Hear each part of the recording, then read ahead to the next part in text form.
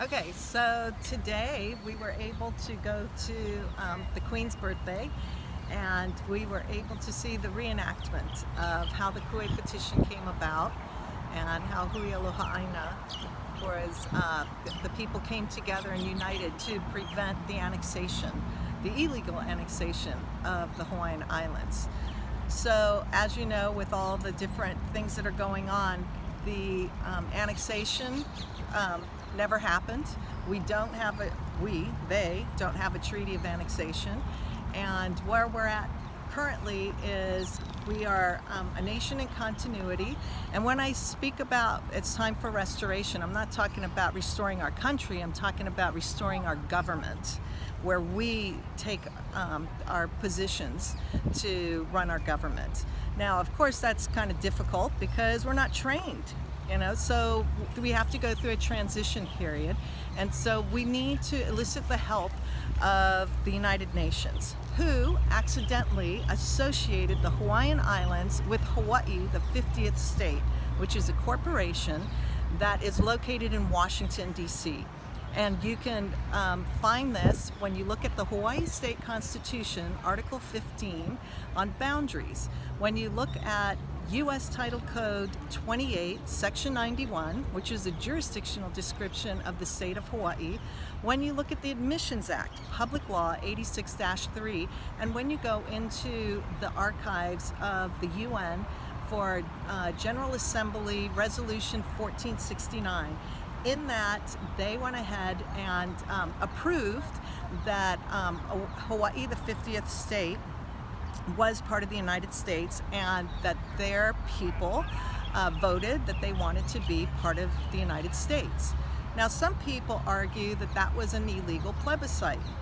Well, I would say it's an illusional plebiscite because the plebiscite, if you look at the second question, it talks about they have to approve the new description. And that new description is the key. If you download the Hawaiian Archipelago map and you read the description, it talks about what islands are not part of Hawaii, the 50th state, which are our northern islands and our most southern island, and then they completely exclude the inhabited islands. So making a description of where they're not, well, they're not in any part of the world, so that's a illegal attempt to grasp a country without a treaty and giving an illusionary description that makes people think that Hawaii, the 50th state, is in the Hawaiian Islands merely because they stole our name. So it's a copyright infringement, and what it comes down to is there isn't any reason to continue as we're going, as we've been moving forward. My question is, what are we waiting for? There's nothing to wait for. It's time to go through the door. The doors are opening, and it's time for all of us to learn. But this is where we have a transitional period where we're in an occupation state, and we have time to learn and to train and be prepared to take our places in society and in our government, and to make sure that our economy does not go through any fluctuations. We can smoothly transition unless there's outsiders that purposely try to reach in and try to stop the smooth transition. And then that'll be obvious. But there isn't any reason why we can't smoothly transition.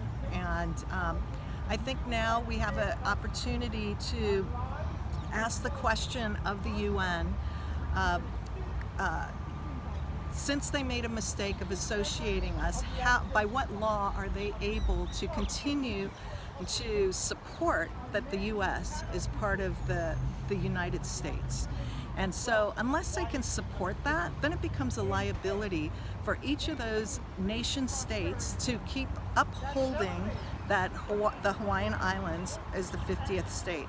So for that reason, we need to pose the question and then ask them to, because it's a liability if they don't, to invoke Rule 95A, have a special session in the General Assembly and overturn or not overturn it. I don't know if they have to annul it, I don't know if they have to rescind it, or they just have to have them change the name of their corporation. Correct. Because it's just not the Hawaiian Islands. We cannot be associated with a name of a corporation that is being used to kidnap a whole nation and its people.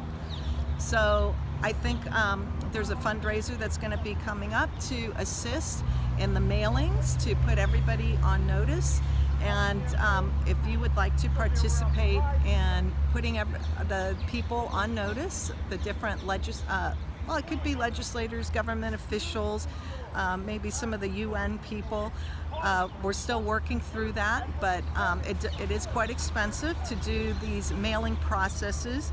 And I believe there's going to be a fundraiser that will have more details. And I invite all of you to participate, even if it's just a little bit, where multiple families come together and pitch in to have one letter sent to a specific person, and then you can follow it through to see what happens and know that in history your family made that difference.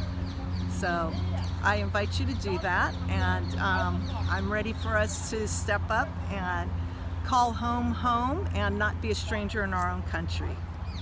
Ahui ho!